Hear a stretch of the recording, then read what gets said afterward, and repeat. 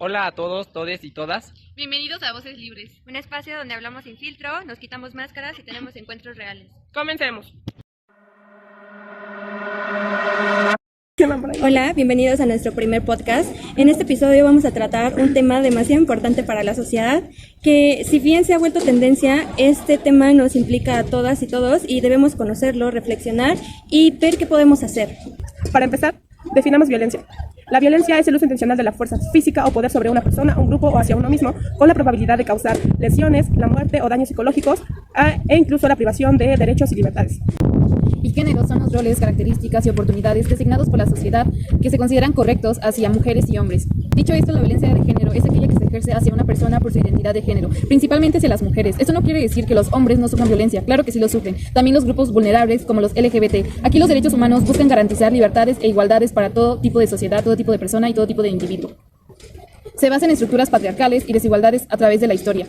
Y esto tiene que ver mucho con el sistema patriarcal en el que hemos estado viviendo, donde se le daba poder a un solo sexo, en este caso al masculino, y a las mujeres se les hacían sumisas de estos.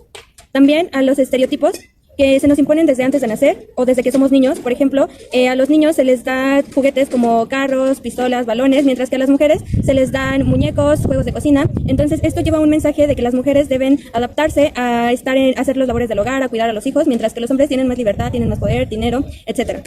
También hay que identificar que hay diferentes tipos de violencia de género. No solo se expresa con golpes o agresiones físicas.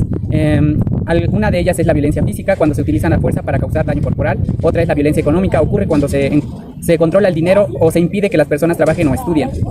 Claro, y otra de estas, que es muy difícil de detectar, es la violencia psicológica, en la que se manifiesta mediante insultos, humillaciones, amenazas o control sobre la persona. Y muchas veces cuando vamos a denunciar este tipo de violencia, los oficiales o quien te atiende te preguntan, ¿dónde están los golpes?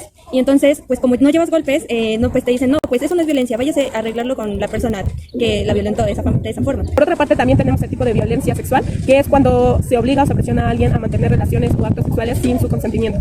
Y otra de las violencias es la digital, que se da a través de redes sociales o medios digitales, como difundir fotos íntimas sin consentimiento de la otra persona o mandar mensajes, videos que al final de cuentas molestan a una segunda persona.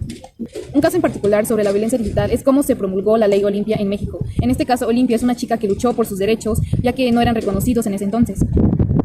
Sí, y es que pues este caso en particular fue a partir de que un video de ella teniendo relaciones sexuales se exhibió sin su consentimiento, y cuando fue a las autoridades le dijeron que esto no era un delito que perseguir, pero ella no se quedó ahí y luchó porque esta ley existiera para que se castiguen este tipo de actos. Las consecuencias de la violencia de género a nivel personal pueden provocar ansiedad, depresión, baja autoestima o incluso pensamientos suicidas. A nivel familiar, destruyen relaciones, generan miedo y reproducen ciclos de violencia en los hijos o hijas que lo presenciaron. Al nivel social, limitan el desarrollo y la igualdad, porque cuando un grupo vive con miedo, toda la sociedad pierde. Sí, y bien, tiene que ver con esta sociedad machista que vivimos en México. Y hay que entender que el machismo es un conjunto de ideas, creencias, conductas y actitudes que implican menosprecio o prepotencia de los hombres hacia las mujeres, ya que las mujeres se consideran un ser inferior con respecto al hombre. Y todo esto tiene que ver con que en la sociedad se nos han impuesto ciertos roles, y se veía mucho, por ejemplo, en la época del cine de oro, en el que las películas relataban historias en donde los hombres eran mujeriegos, tenían dinero, carros, y mientras las mujeres estaban en casa esperándolos, preparándoles la comida, cuidando a los hijos, y es más bien una forma de educación que habíamos traído de mucho tiempo atrás. Y como todo, esto también tiene consecuencias. El machismo limita la participación plena de las mujeres, no solo en el ámbito político, sino también en lo social y en lo económico. Y no solamente tiene consecuencias para las mujeres, sino también para los hombres, ya que se les ha hecho creer que no pueden expresar sus sentimientos, y tiene esto una represalia psicológica, ya que entonces la única manera de liberar estas emociones reprimidas es mediante violencia.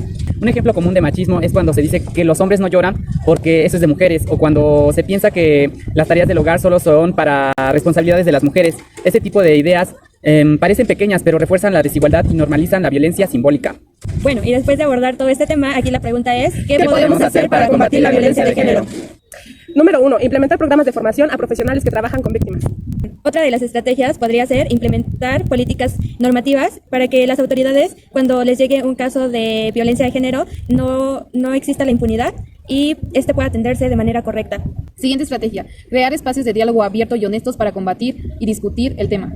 Por último, yo creo que lo fundamental es la educación.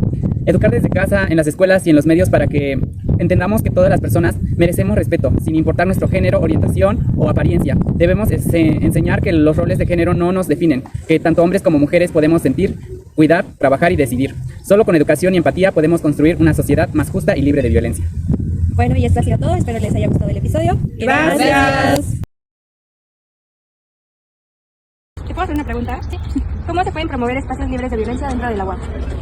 Yo creo que se debería implementar alguna materia o cursos extracurriculares que se puedan tomar, porque sí tomamos desde primaria y secundaria tal vez cursos sobre la temática, pero ya en la universidad ya no se ve nada de eso. Sería extenderlo. Pues yo creo que se podría hacer garantizando la seguridad o en lugares donde las personas que sufren de violencia de género puedan denunciar y que sea algo confidencial y seguro para Las personas. Yo considero que deberían de promover campañas para concientizar a todos los alumnos, porque muchas veces muchos de ellos hacen cosas que pues quizás no se dan cuenta, pero están pues afectando a las demás personas pues de su género opuesto, no solo hombres sino también mujeres, y pues considero que es una buena protesta el hecho de que hagan campañas y cosas así.